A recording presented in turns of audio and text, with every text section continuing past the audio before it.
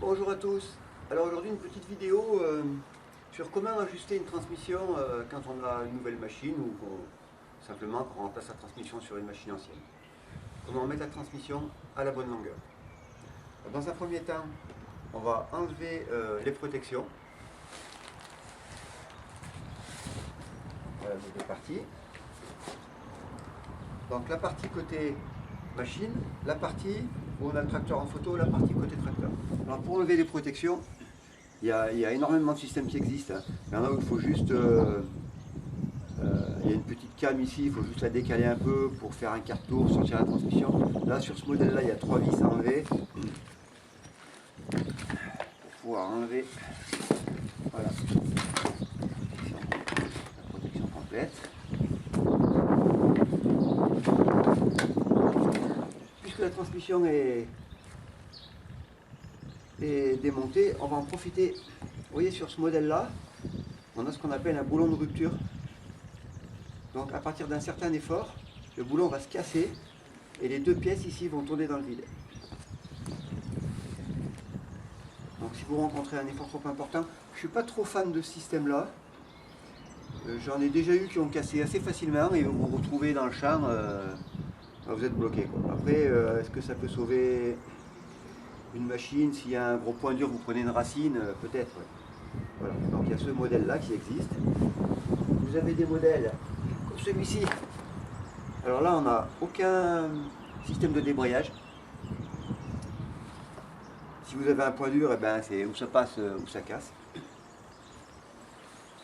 Et après, vous avez un autre système que moi j'ai monté sur la fraise arrière. Je vais vous montrer de plus près. C'est un système de débrayage à cam. Je vais vous montrer ça.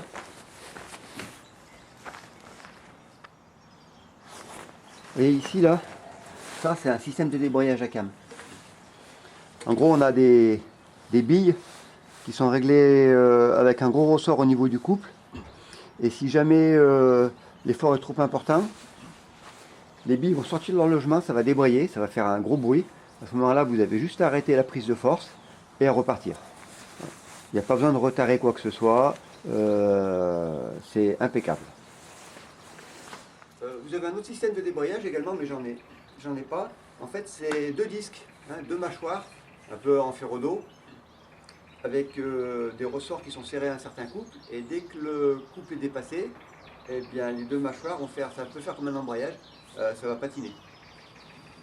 Alors par contre, j'en ai jamais eu, mais ce que je connais de ce système, c'est que quand il y a un déclenchement, il faut le recalibrer. Donc ça ne m'intéresse pas trop, quoi, parce que si à chaque fois il faut recalibrer, je préfère le système à cam comme je vous ai montré. Là, il n'y a pas de recalibrage, ça marche très bien. Alors je parle de petites puissances comme les nôtres. Hein. Après, sur des grosses machines, vous avez encore d'autres systèmes qui absorbent par exemple un couple violent au démarrage, ou au contraire qui démarre doucement. Voilà, donc je parle que pour les petites machines comme sur les micro-tracteurs comme nous, quoi. Je vais quand même faire un gros plan parce que je ne pense pas que je l'ai fait tout à l'heure sur le système de rupture. Donc, vous voyez là, la pièce, on voit bien, là, elle est en deux parties, une partie là, et c'est le boulon qui lie les deux parties. Hein, à partir d'un certain couple, si le couple est trop important, le boulon va se casser, il va y avoir un cisaillement du boulon, et les deux parties vont tourner dans le vide. Donc là, il faut remplacer le boulon. Le problème, c'est qu'il faut un boulon, il faut prendre le boulon qui correspond exactement à la transmission, quoi. Voilà, alors moi ce que je fais, je monte l'outil derrière le tracteur, je mets les deux prises de force à la même hauteur, le plus droit possible. Pourquoi? Parce que c'est là où la distance sera la plus courte. Hein, si jamais je baisse ma machine en position de travail, la distance entre les deux PDF va être plus longue. Et quand je vais la relever au niveau transport, on va dire, ça va coincer. Donc il faut mettre la machine de façon à ce que la distance entre les deux prises de force soit la plus courte. Ensuite, on mesure, on prend cette cote là. Là j'ai 65 cm. Et on va rajouter, parce que quand on va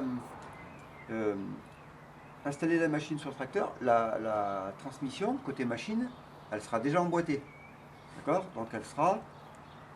Là j'ai 5 cm moi, pour emboîter ma transmission, donc elle sera 5 cm plus loin. Donc j'ai dit que j'avais 65, plus 5, ça me fait 70.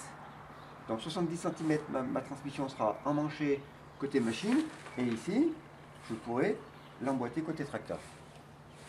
On va regarder ici, on va le faire là. On va regarder la profondeur d'engagement sur la PDF côté machine.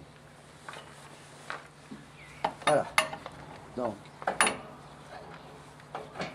j'enclenche, j'appuie sur mon bouton jusqu'à... Voilà. J'aurais bien aimé entendre un clic un peu plus... Voilà. Voilà. D'accord? Je me fais un repère là. Je vois bien là avec la graisse. Je la enlève.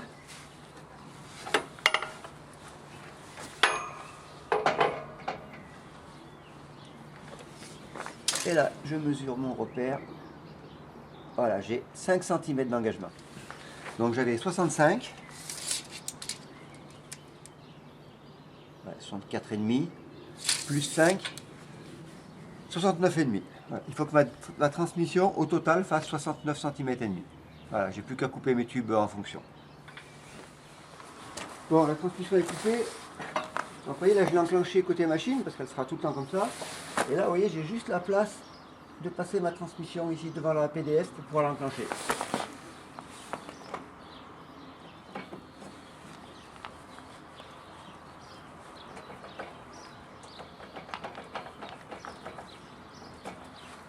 Voilà.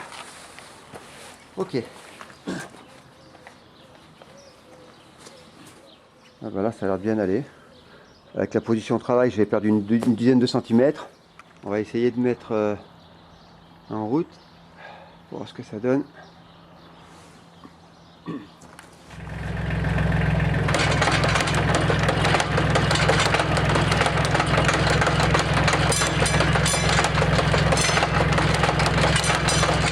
Voilà, donc la transmission est terminée. Il me reste juste, alors bien entendu, il faut bien débavurer une fois qu'on a coupé, hein.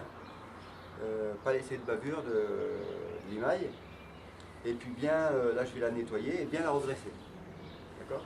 Et puis ben, remonter les deux protections de chaque côté et la transmission est terminée. Voilà.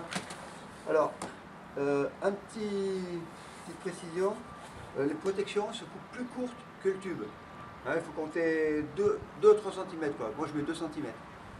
Voilà. Eh bien écoutez, j'espère que cette vidéo vous aura été utile. Et merci d'avoir visionné, et puis à bientôt.